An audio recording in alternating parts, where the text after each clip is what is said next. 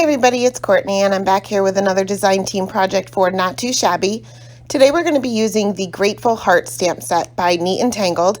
You can see that these images are great for no line coloring or no line watercoloring, so we are going to be using our Copics today. I'm bringing out my Misty because I know I want to stamp these multiple times, but you can certainly use an acrylic block. I'm also not doing any masking, which you can do. I'm just being a little lazy. I'm going to be stamping with Fade Out ink by Ink on 3, which is a perfect ink for no line coloring. It literally fades away as you color over it. But like I said, I am going to be stamping these twice just so that they can be a little bit more visible, not only on camera, but on my card as well. And you'll see why in a minute. So I'm just going to kind of rotate my card panel around, change my stamp positioning to make sure that they're really snug right next to one another without having to do any masking. And basically all I'm doing is I'm filling up the entire panel with all of the images from the stamp set. I'm starting off with the two largest images first and filling in a majority of the card panel, and then I'll take some of the smaller images. There's a little bud in there as well as some little leaves, and I'm just going to fill in some of my gaps with those. I am working on a piece of Neenah Solar White 80-pound cardstock, and this is cut down to 5.5 by 4.25, so it'll actually be the size of my card panel. And here you can kind of see I'm just fitting in some of these smaller images to fill in those little gaps. Again, stamping these twice.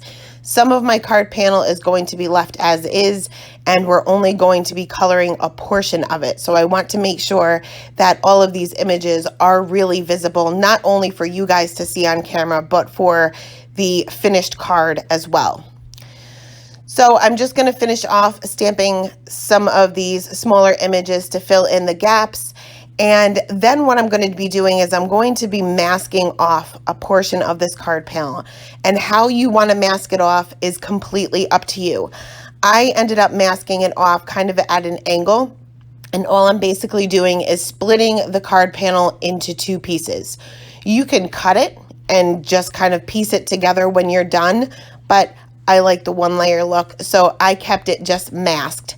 And I'm using a piece of Post-it note tape here just to mask that off, and I just kind of randomly picked an area. You can do this any shape or area that you want on the card. So I tucked behind the edges of the card, the Post-it note tape, just so that they didn't get in my way. I like to rotate my panel as I'm coloring. So I just tucked those behind the card panel before I started my coloring. So I'm not going to show you all of the coloring here because quite honestly, no line takes a little bit of time, but it is honestly the most forgiving kind of coloring that you can do. So I like to work on one petal at a time when I do no line. I'm starting off with my lightest color to map out the darkest areas, going in with my darkest color to go over those areas with just the tip of my marker, using that very sparingly.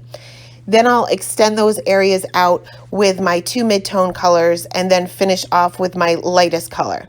Now, I wasn't wild about this blend. I felt like I needed a little bit something more going from the E marker to the YR marker. So I ended up redoing this petal more or less, and I added a little bit of YR18. So instead of 4 colors, I'm going to be using 5 colors on each one of these petals. You don't have to use 5 colors. I just needed something to transition a little bit easier. I'm paying attention to the lines within the petals to kind of guide me as far as where my shadow should be. Where one petal is laying underneath another, that would be a darker area. And also where some of them are kind of folded over on each other. Where that fold is, the fold itself would be lighter, and where it's kind of hanging over the rest of the petal, that would also create a shadow. So I'm just going to show you a few of the petals here. As always, starting off with that lightest color, then going in with that E marker, and I am using that YR18 as my very darkest mid-tone and using 2 other YR markers as my other 2 mid-tones, finishing off with the Y23. So like I said, the no line coloring is the most forgiving because the lines disappear. So the recipient of the card, or anybody who looks at the card, is not going to know where those lines were initially. So if you happen to go out of the lines or maybe possibly put your shading in the wrong spot, you can always kind of mask that out and maybe create another petal or make one petal smaller or larger than maybe it's intended to be, and nobody will ever know the difference. So that's the reason why I say it is a little bit more forgiving. It's scary. No line coloring is very scary. And I still struggle with it sometimes too. And it's mainly a confidence thing. But once you get going on it, it doesn't look good in the beginning. But as you continue with all of these petals, you'll see your flower really start to come together. So this petal here does have one of those folds. So you can see that I left that little fold for that highlight color. I added just a little bit of shading with the YR04 on the bottom just to give it a little contrast, but I mainly kept it for the highlight color because that area would be the most raised up on that particular petal, so it would naturally be the lightest. So I am just going to, like I said, show you a few of these petals, but I pretty much did all of my shading for these flowers the same exact way, including the little buds, just concentrating on what petal was laying over or under another. Also, it would be darkest where it's coming from the middle of the flower, I guess you could say, because that part would be the most indented, if that makes any sense.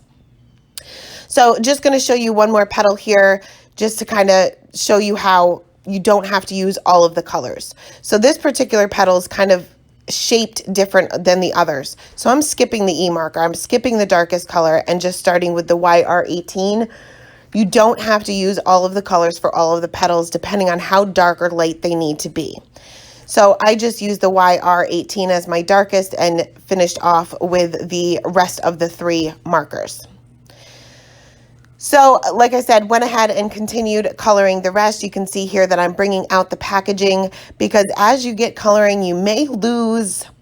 You can still see the petals, but you may kind of get confused as far as the shape of the petals go and what they're supposed to look like. So always refer back to the packaging of the stamp set and see the image as a whole, not colored. And sometimes that will help a little bit. So for the flowers that are kind of underneath or partially underneath that Post-it note tape, I'm going to be coloring these as if I can see the entire petal. So here you can see this flower is just a little bit of it showing on the portion that we're coloring here. So I'm going to start off with the YR68 because we wouldn't see the E or the YR18. That would be underneath that Post-it note tape. The good thing about the Post-it note tape is that I can still slightly see the image underneath it. So I'm still able to use that as a guide as to where I should put my shading. I will bring out my E09 to create shadows for this petal that is underneath this first one here because that naturally would still be darker. Now you can see here that now I'm starting off with my darkest color just to kind of show you the difference. The only difference really will be, especially for no line coloring, is that you're going to see your flick lines a little bit more if you start off with your darkest color. If you saturate the paper first with your lightest color, your colors will blend a little bit more. I don't mind the flick lines because to me it gives it a little bit of texture and gives it more of a realistic look. So I'm okay with going in with my darkest color, but if you are not confident as far as where you should put your shading, I always recommend starting off with your lightest color first, because if you make a mistake, it's your lightest color. That's going to be there no matter what. So just finishing up this flower here, and then we're going to move on to the leaves and the stems. So you can see here that there's a lot of stems here, not just the individual leaves. And I'm going to bring out some G markers here, and I'm going to use my darkest color for the stems. And all I'm doing is going over the lines. Again, it's no line coloring, so it's very forgiving. If you go a little bit beyond that line or maybe don't get the perfect flick out that you're looking for, just extend it out a little bit. Nobody's ever going to know the difference because there's not that bold black outline as a guide. So for the leaves, I am just going to be doing a little bit of shading on the base of each of the leaves where they meet that stem. But there's 2 different leaves here. For the larger leaves, I'm using all 4 colors. For the smaller leaves, the really skinny skinny tiny leaves. I'm only using 3 colors. I'm going to skip the G46 for those. But here you can see I'm starting right off with my darkest color because I want to kind of maintain those flick lines. These greens blend very well together, so I don't want to lose those flick lines by oversaturating that area. But again, you're not going to see the line, so if it does bleed out a little bit, nobody's ever going to know the difference. So for the bottom of these little buds here, I'm going to use the same greens. I'm just going to add a little bit of shading underneath where the bud is, where that would be hanging over those leaves and creating a shadow, and also just a teeny tiny line between the 2 leaves to kind of separate the 2. But I went around the entire bottom portion of my card panel here, and I did the same thing with the same green combination as far as the shading goes and as far as the stems go. And once all of my coloring was complete, I want to separate the bottom and the top portion of my card panel even more. Rather than just the coloring, I wanted to create a background for just the bottom portion of the card panel. So I'm going to go ahead and bring out my Y30. No, I didn't. I brought out my E31, which is kind of a tan color. I use it for sand a lot, but you can use any kind of neutral color. You don't want it to be too dark, but you don't want it to be too light where you can't see it or where you may drag out your color. So I'm just going to carefully go around all of my images here. I'm trying to be careful not to touch the darkest area. If I happen to touch the tip of the leaves, it's no big deal. But if I touch that really dark orange color, I may drag it out. So the lighter the color, the more colorless blender it has in it. That's a good way to look at it. A really, really light Copic color is a colorless blender with just a little bit of pigment in it. So it tends to act the same as a colorless blender where it can drag out the colors. So you just want to be super careful when you're going around your images, even that dark green area. So once I get to the top portion here, I'm just going to go directly along the edge of that Post-it note tape, knowing that it's not going to be perfect, but we will fix that in a minute. But this way I'll get a good solid line. Once I remove my Post-it note tape, I'll see exactly where I need to cut off the bottom portion of my panel, if that makes sense. So once all of my coloring was complete, I went ahead and removed that Post-it note tape. Just keep in mind that if you oversaturate it, it may bleed through just a teeny tiny bit. It's not made to hold that much ink. So in order to make my line a little bit straighter so it's not so jagged, I'm just going to bring out my T-square ruler here and that E31 and just go along the edge of my straight edge here. You don't have to use a T-square ruler for this, just to make it a little bit more straight and perfect and not so blobby. So once that's done, we're going to go ahead and move on to the sentiment. I'm bringing out a piece of Nina Solar White, and I'm taking that E31 and I'm just basically coloring my cardstock. Because I want my sentiment strip to match the rest of the card, I'm just going to color it. No need for colored cardstock or trying to match colored cardstock. Just create your own. I'm going to go ahead and stamp out my sentiment with VersaFine Onyx Black ink directly onto that little strip that we colored. And then I'm going to take my tonic paper trimmer here to trim this down into a skinny little sentiment strip, just slightly larger than the sentiment itself. And just played around with the placement a little bit on this, and I ultimately just decided to put it on the top portion of the card and leave it the entire width of the card.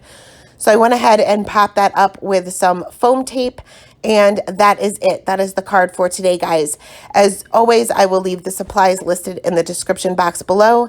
Thank you guys so much for stopping by, and have a great day. Bye.